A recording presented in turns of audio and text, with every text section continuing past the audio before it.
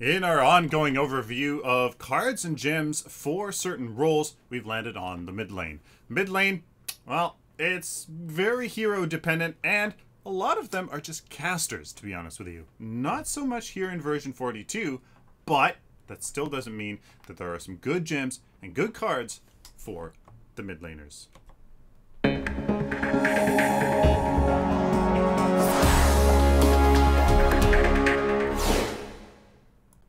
Hello ladies and gentlemen, welcome to a version 42 guide. I am Sylphin. We're going to start off with the gems that work quite well for the mid lane. Basically, there aren't too many that are like super strong that kind of jump out at me. Really, the auto mana potion, you're likely a caster with that can use a mana regen. The issue I have with it is that it's not very much. It's really not very much. So, healing towers, it depends if you're going to freeze your lane and be under tower, because otherwise if you're not, well, you're not going to get very much value from it. Another one here is the auto health potion to help with your just to help with your health sustain, but again, it doesn't end up being very much. Yeah, you can have, yes, it goes off every minute or almost every minute, but still, it's just not really too much sustain, and I kind of struggle with recommending those strongly. You can't just get improved killing blows to get more bonus gold in the mid lane. Help with your farm if you can manage your health and mana in other means. I mean, everything else to get kind of quickly back into lane through quick exit, and the auto shield to just kind of stay alive.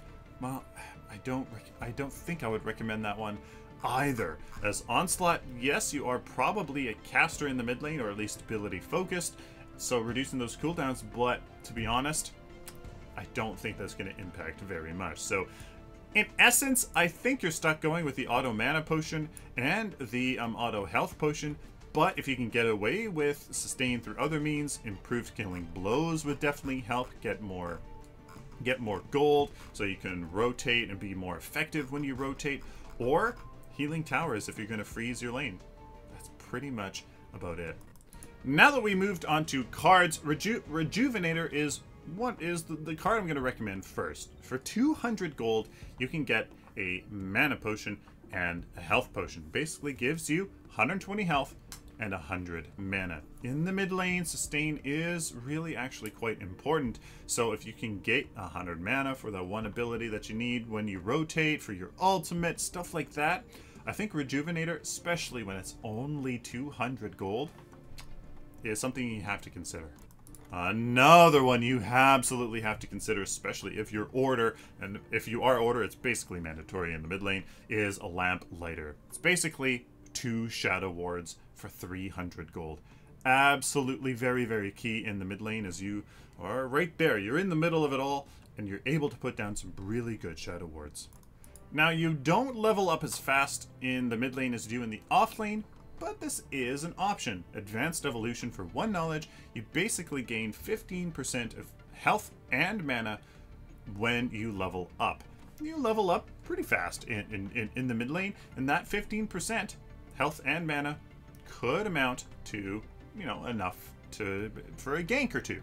Now, because I personally like economy cards a ton, I'm going to recommend them, because if you can get away with it, it's phenomenal. Coin Master here, 1 vitality cost attribute point card, and you gain the Wealthy passive. Gain 8 bonus gold every 10 seconds. Increases to 16 bonus gold while out of combat. So, if you can manage to freeze your lane every once in a while, just last hit the minion, you can get that 16 bonus gold quite often.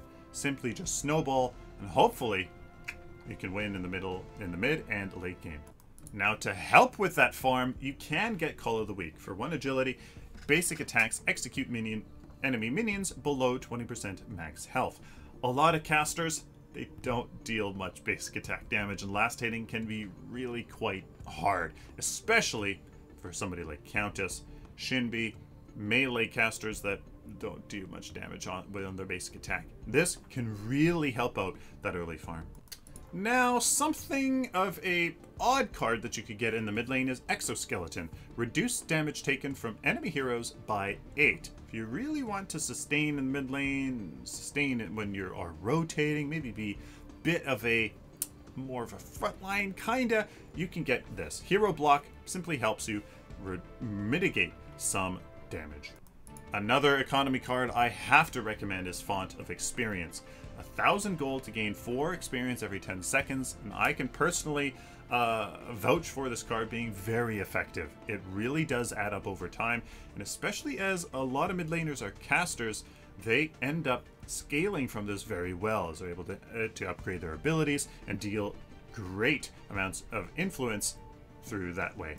Another economy card here is Highwayman. For 1,000 gold, whenever you deal damage to a hero, you gain 75 gold, and that can occur every 15 seconds. So basically, you can just sit back with the other gold card. You can get 16 gold every, when you're out of combat, last hit minions, and then every 15 seconds, just take a poke at the enemy hero. It's whenever you deal damage, so that's whether an ability or in a basic attack.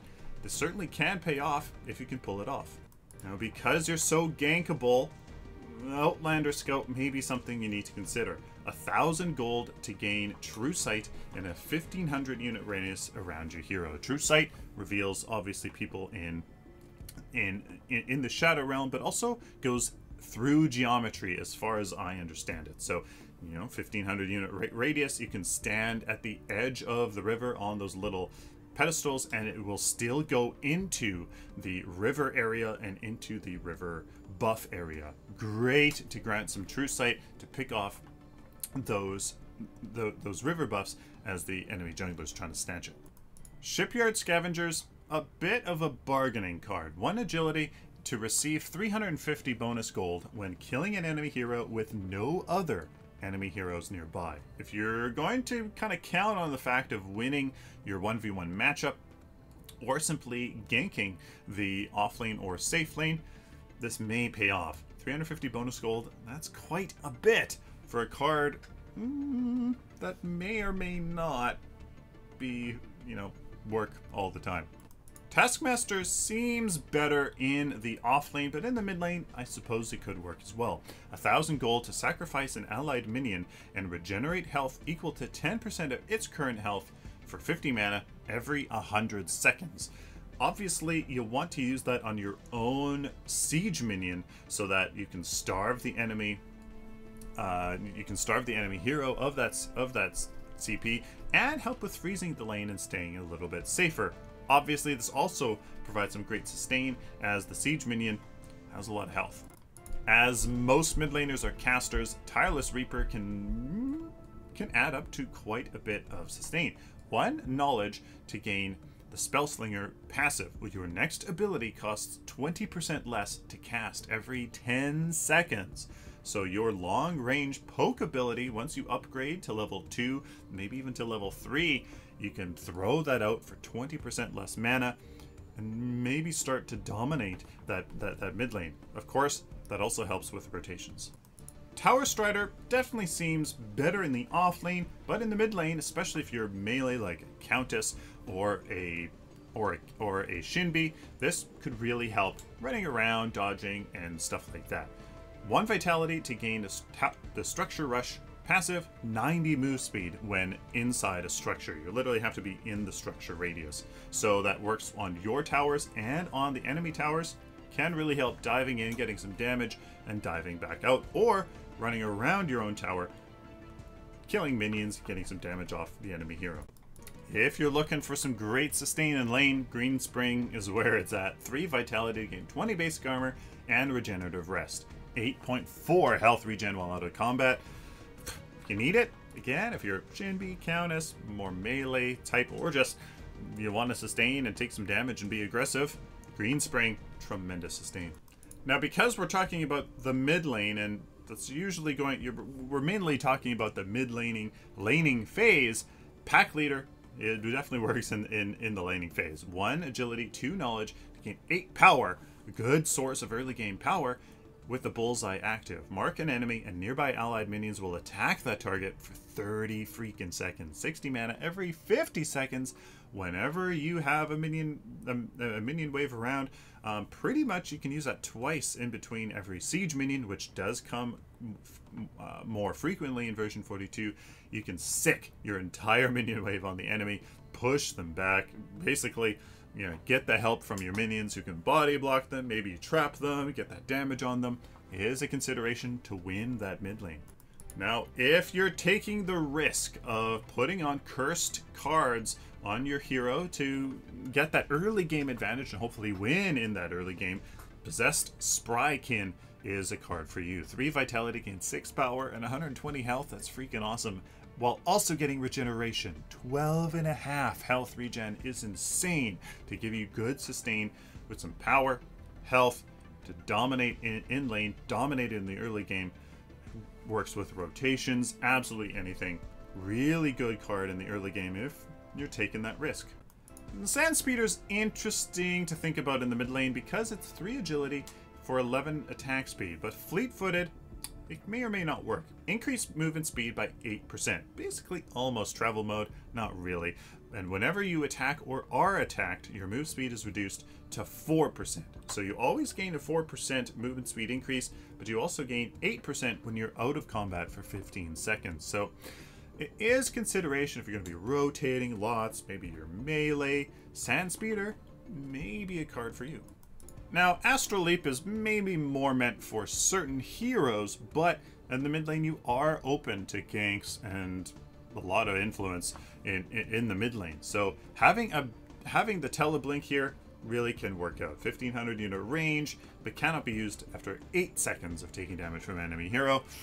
Yeah, you may want that if you're a mid laner with very little escape. Another card I have to recommend is Protective Sentry. For only 4 attribute points, gain mana regen and wards. Place a shadow ward to reveal nearby enemies and grant 12 basic armor to nearby allies. 50 mana, and you can use it every 65 seconds. That's tremendous. Absolutely, absolutely important and a must-have on your order mid laners.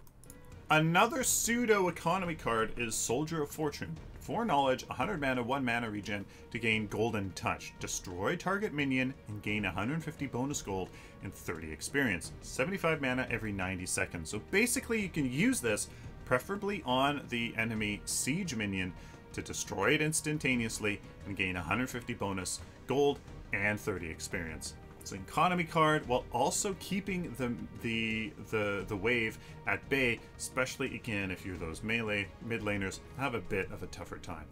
Veil Stepper is just a fantastic card, and mid laner could certainly use it. 8 health regen, 18 basic armor to gain Smoke Screen. Enter the shadow plane for 3 seconds after passing through a fog wall.